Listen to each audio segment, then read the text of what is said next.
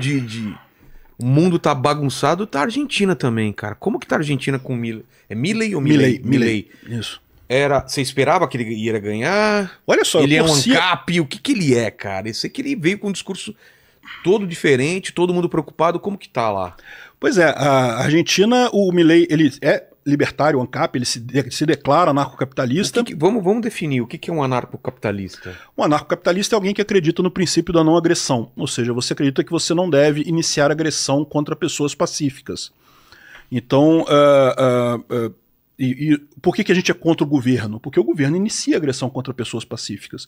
Você trabalhou, coisa e tal, tudo voluntário, não agrediu ninguém, o governo vai querer o seu imposto, vai querer imposto de você. Então isso é uma agressão contra a pessoa pacífica, né? Mas assim, não é que o ANCAP seja contra o governo, é contra a agressão. Tá. É contra a agressão contra a pessoa pacífica. E dessa forma, a ideia que a gente tem é a seguinte, você numa economia, qualquer relação voluntária que você tem, você gera valor. Porque você só fecha uma relação voluntária quando é bom para os dois lados. Claro. É voluntária exatamente por causa disso. Ao passo que as relações mandatórias, obrigatórias, coercitivas, elas destroem valor. Então, quanto menos Estado você tiver numa economia, melhor, mais valor você vai gerar com essa economia.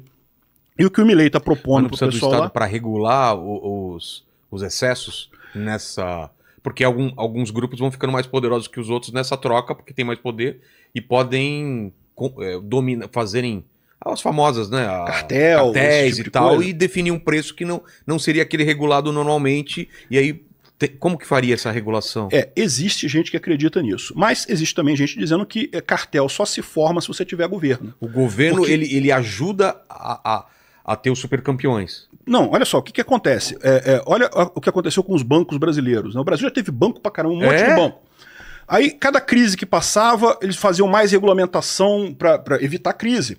E aí, o que acontecia? Menos bancos você tem. Quanto menos bancos você tem, mais cartel eles fazem, né? Verdade. Então, mais poder eles têm. Mais poder tem os grandes e menos os pequenos. É isso que acontece em todo lugar. O governo começa com regulamentação, em princípio pacífica, ou seja, com a boa intenção de evitar quebra, evitar problema, mas acaba favorecendo sempre os grandes. Toda regulamentação favorece o grande. Porque o grande, aquele negócio lá, vamos supor, o governo criou uma lei trabalhista agora que você tem direito a 2 horas por dia de graça sem trabalhar, sei lá. Para uma empresa grande, o cara vai botar lá na planilha dele, né, 0,2 aqui, multiplica aqui, pronto, né, já deu o que eu tenho que eu vou perder com essa lei. Acabou, resolvido o problema dele. Para o pequeno empresário, você tem uma lojinha ali que a mulher tem lá, tem uma atendente para coisar, como é que ela vai resolver isso? Ela não consegue. Então, ou seja, sempre ajuda o grande e prejudica o pequeno qualquer regulamentação. E daí a ideia do liberalismo é o mínimo possível de intervenção governamental. Tá. Quanto menos governo você tiver, melhor, né? Qual que é um exemplo de pouco Estado e muito liberalismo, assim? Olha, hoje em dia você tem pouco disso, tá? O mundo todo está tudo muito estatal, tem muita coisa, muita gente concorrendo a isso.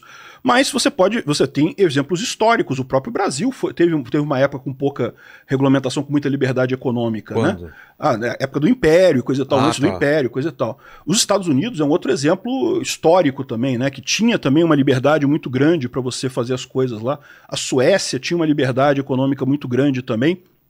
E todos esses países foram perdendo essa liberdade. Por quê? Porque o governo ele tende sempre a crescer, né? A tendência do governo é sempre trazer mais coisa para si, controlar mais a economia e com isso gera pobreza mais para o mundo. E o que acontece lá na Argentina? A Argentina tem esse problema. O grande problema da Argentina é esse. Ele tem um estado enorme. Tava quebrado. Totalmente quebrado. Continua quebrado, né? Assim, isso não é uma coisa que se resolve fazendo assim. E tava quebrado por quê, basicamente? Exatamente porque a Argentina foi um país muito rico.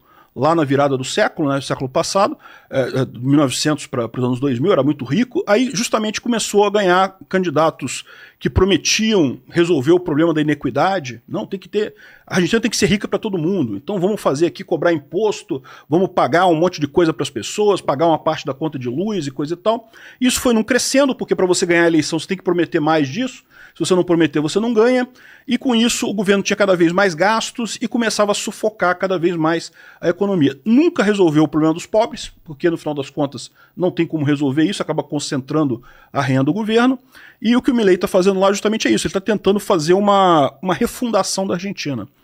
Está querendo trazer a Argentina para bases mais liberais, como as que haviam na Argentina antes dos anos do peronismo, né? Se ele vai conseguir ou não, a gente não sabe, mas o discurso dele encantou os argentinos gostaram disso, Porque, é como eu falo, todo presidente na Argentina prometia ajudar mais subsídio, coisa e tal, e nenhum entregava. No final das contas, entregava só mais inflação. Então, dessa vez, chegou um cara que falou, olha só, não vou entregar nada porque a gente não tem dinheiro para nada. Mas eu prometo para vocês que a gente vai lançar a base e vamos ter uma Argentina rica de novo mais adiante, né? O pessoal comprou a ideia, né? Também porque os outros candidatos eram muito ruins, a verdade é essa também, né? É o ministro da Economia concorrendo? Imagina, o ministro da Economia da maior inflação da América Latina querendo ganhar coisa, dizendo que vai... Não, vou resolver o problema da inflação. Por que não resolveu até agora? Exatamente. Cadê? Que solução é essa que só pode ano que vem, agora não pode esse ano? Enfim, tem esse problema. Mas o Milei conseguiu, e ele também tem uma personalidade muito forte, é um cara muito midiático. Nesse ponto é parecido com o Bolsonaro em termos de... Muita gente compara o Milei com o Bolsonaro, eu não gosto dessa comparação, porque a verdade é que em termos de ideologia, eles são muito diferentes. Ah, é? O que eles têm de similar é justamente essa capacidade de... Populismo... De falar bem com a população, falar na internet, trazer gente na internet. Tem uma dinâmica muito boa o Milei isso. O que separa eles ideologicamente? Justamente a questão direita versus libertarianismo, né? O Bolsonaro é um cara muito mais focado em pauta de costumes e coisa e tal, embora... Verdade seja dita, ele botou o Paulo Guedes lá na economia, que realmente reduziu um bocado, né? Foi o primeiro governo do Brasil que teve redução do tamanho do Estado, que terminou o governo gastando menos do que pegou o governo. Sempre teve aumento aqui no Brasil. Até o Fernando Henrique Cardoso, que em tese é chamado de privatizador, aumentou pouco, mas aumentou. Enfim, mas a pauta do Bolsonaro é outra. O Bolsonaro tem todo esse lado também mais ligado a militarismo, né? Gostar de militares e coisa e tal, que o Milei não tem isso. O Milei é um libertário, ele quer a pauta econômica. O Milei é economia. Aproximação com os evangélicos, o Bolsonaro. O Bolsonaro, pois é. Então essa é a diferença dos dois, né? Eu me comparo ou me reconheço muito mais no Milei do que no Bolsonaro. O Bolsonaro, em relação ao Lula, eu preferi o Bolsonaro. Mas realmente não é o que encaixa comigo, né? Enfim... E o que aconteceu? O que foi aprovado lá no Congresso, lá na Argentina? Pois é, quando o Milei assumiu, ele fez uma estratégia que eu achei muito interessante. Ele já tinha preparado um grande pacotão, tipo assim, tudo que eu quero mudar de legislação no país para a Argentina voltar a crescer. Ele chamou isso de lei de bases ou lei ônibus, né, que é lei para tudo, para todo mundo, para tudo. Então, uma lei só que mudava a coisa toda, revogava um monte de leis, alterava um monte de coisa nas leis argentinas e coisa e tal. Era um monte de artigos lá, uma lei enorme. E por que foi uma estratégia dele? Porque ele chegou no primeiro dia, botou esse negócio lá no Congresso, falou, preciso disso daqui, coisa e tal. Teve que negociar, é lógico, não conseguiu aprovar tudo que ele queria, teve que abrir mão de uma série de coisas lá. Principalmente a parte da reforma tributária é uma parte que doeu um pouco, porque era uma coisa que o Milei precisava muito, mas não conseguiu aprovar, teve que tirar desse pacote, mas conseguiu aprovar o grosso do pacote, passou. O resto vai ser votado mais adiante, né? Eles vão continuar votando isso, mas eu acho que essa técnica da tratamento de choque, né? Tu chegar com... é isso que eu quero fazer. Desculpa. É isso que eu quero fazer. Tá aqui o calhamaço todo do que eu quero fazer. Acabou ajudando o Milei, né? Deu a incisividade, ficou incisivo, né? Mas foi aprovado tudo que ele colocou? Parte? Não, foi aprovado parte. Parte Foi aprovado uma parte importante, mas essa parte da questão tributária era muito importante também, não foi aprovada. Entendi. Principalmente por quê? Porque envolvia também questão de repasse do governo federal para os estados. E aí o pessoal dos estados ficou chateado, não sei o que lá, deram um jeito de... Não é que proibiram isso, não é que cancelaram isso. Vai separar renegociar. E vão renegociar e fazer um outro projeto à parte, né? E teve também além dessa lei de base, teve também a DNU, que é o super decreto do Milei, que tinha um monte de coisa também, inclusive uma reforma trabalhista nesse super decreto do Milei. Qual que é a ideia, né? O decreto é as coisas que ele poderia, com poderes de presidente, já colocar. A lei de bases era o que ele precisava passar pelo Congresso. E o DNU também está valendo quase tudo, mas teve uma parte do DNU que a Justiça derrubou, que é a reforma trabalhista. Ele propôs uma reforma trabalhista lá na Argentina, até parecida com a do Temer, que ia acabar com o imposto sindical e esse tipo de coisa. E o que aconteceu? A Justiça derrubou, não porque, tipo assim, não pode esse tipo de reforma, não é isso. Falaram que tem que passar pelo Congresso. Então o Milei vai ter que fazer essa parte que estava no decreto, ele vai ter que passar isso pelo Congresso, vai fazer isso daí. Mas, de qualquer forma, a grande vantagem é essa. Como ele botou essa pedrada logo de cara, aprovou muita coisa, agora ficou. Ele tem agora 4 anos de governo para aprovar o resto, né? para ficar negociando o resto e aprovar o resto. Isso quer dizer que ele já ganhou, que a Argentina está salva e coisa e tal? Evidentemente que não, né? Porque a situação da Argentina está muito ruim. A Argentina está realmente numa situação econômica muito ruim. Então, é uma coisa positiva, está caminhando no sentido certo. A grande questão que vai vir agora é a melhora vai vir rápido ou vai vir lenta? Porque agora piorou. Né? Piorou porque, é lógico, quando você começa a cortar esses subsídios, cortar essas coisas, né, a situação do povo piora. A ideia é que vai piorar agora, mas vai melhorar muito lá na frente. Né? O povo vai ter paciência de esperar esse lá na frente? Se o lá na frente for, sei lá, 6 meses, 1 ano, eu acho que espera. Mas e se for 4 anos? Se só começar a melhorar lá no final do mandato dele, será que ele dura até lá, entendeu? Então essa é a grande suspense. Vamos ver o que vai acontecer.